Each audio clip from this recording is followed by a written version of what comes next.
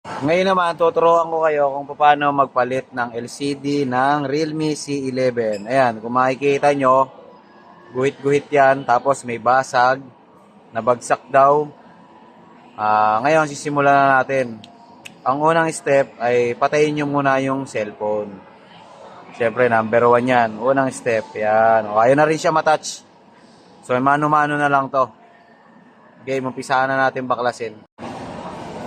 Tanggalin natin yung lagay ng SIM card kasi mahirapan kayong tanggal. Diyan pala kasi kayo magsisimula. Yan, sa lagay ng SIM. Diyan kayo magsisimula kasi yung pinakamalambot.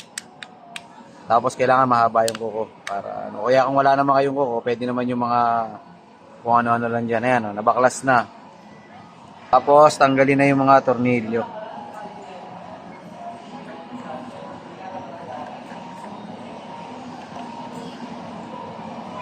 Tapos pag natanggal nyo na yung mga tornilyo, tanggalin nyo muna to. Yan. Tapos tanggalin nyo yung fingerprint kasi baka mamaya madali nyo maputol. Tapos disconnect nyo yung battery.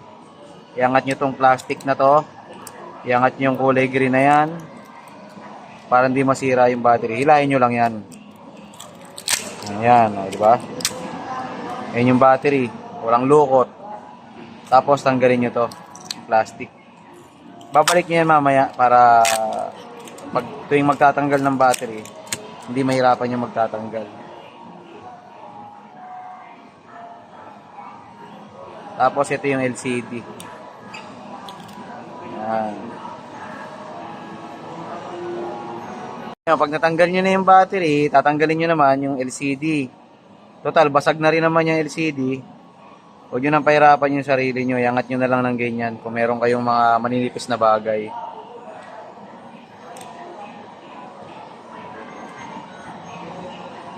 O kaya kung meron naman kayong pinagtanggalan ng tempered glass, pwede din yan. Yan, ipasok nyo lang yan sa gilid.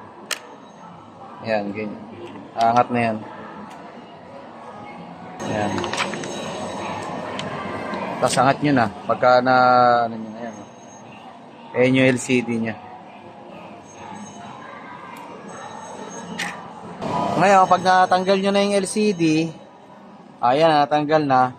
Testingan nyo naman ng bagong LCD. Bali, yung unit niya nga pala is Realme C25. Ang kaparehas ng Realme C25 ay A16. Ayan, testingin nyo na ngayon.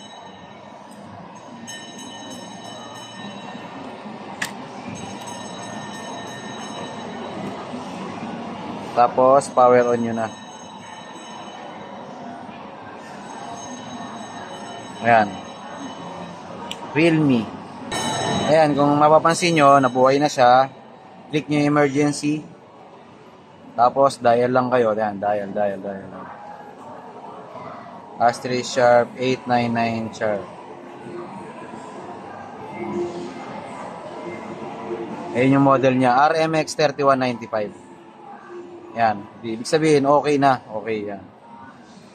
Ngayon, babaklasin na natin yung LCD. Tapos, lilinisin natin yung mga paligid kasi madumi yan.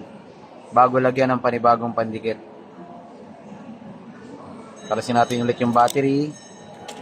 Yung pagka-clip ng LCD, tanggalin na rin natin. Ayan yung mga dumi. Ayan yung tatanggalin natin. Kasi hindi pwedeng ilagay yung LCD pagka ganyang kadumi. Kailangan tanggalin yan. Yan, kailangan kalasin ito mga to.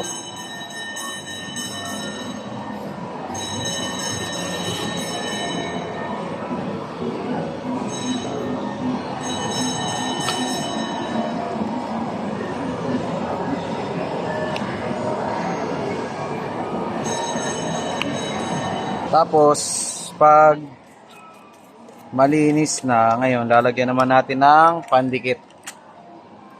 Ito yung ginagamit namin pandikit. Yung iba no, yung T7000.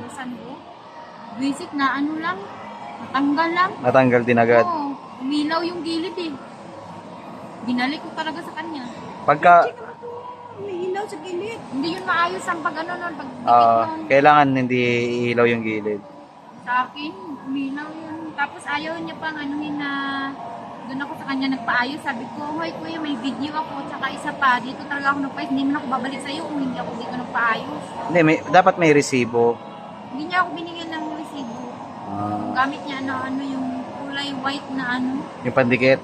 Meron din ako noon pero ginagamit ko yun sa ano, sa white na cellphone. Kunyari, white yung LCD.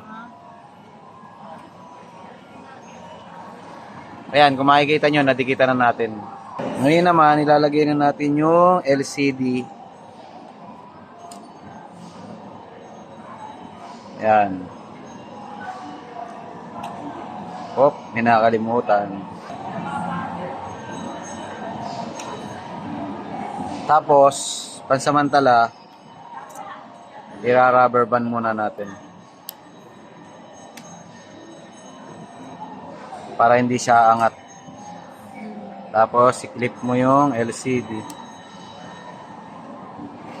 Lagay mo na ngayon yung battery. Ito na yung battery, ilalagay na natin.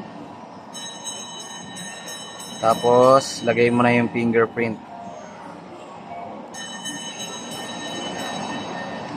Tapos, yan.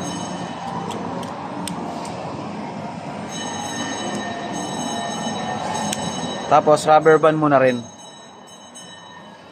Para hindi umangat habang tinutornilyo mo siya. Anak kasi pinag-experimentuhan yung tablet niya. Binungkal niya yung tablet. Galit na galit natin. Sabi natin, kung saan gagawin? Kung ba nanonood siya sa YouTube ba? Tapos nitignan niya Yan. yung... Tapos, habang wala yung customer, pabayaan mo lang muna yan hanggang sa matuyo. Habang inihintay natin. Ngayon naman, tornilyo na natin. Tapos ginugot eh. Binungkal niya yung ano din, tablet niya.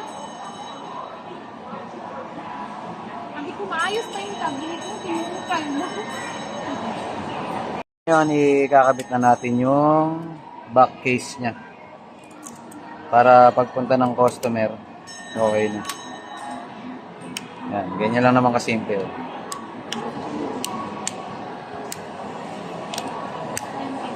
Tapos yung Christian kasi mo. SIM card.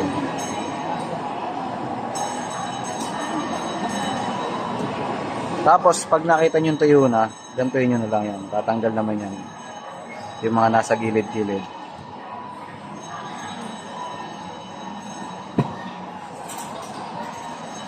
Ayan, yung mga sobra na yan. Pag tuyo na, matatanggal naman ng kusa yan. Para malinis tingnan.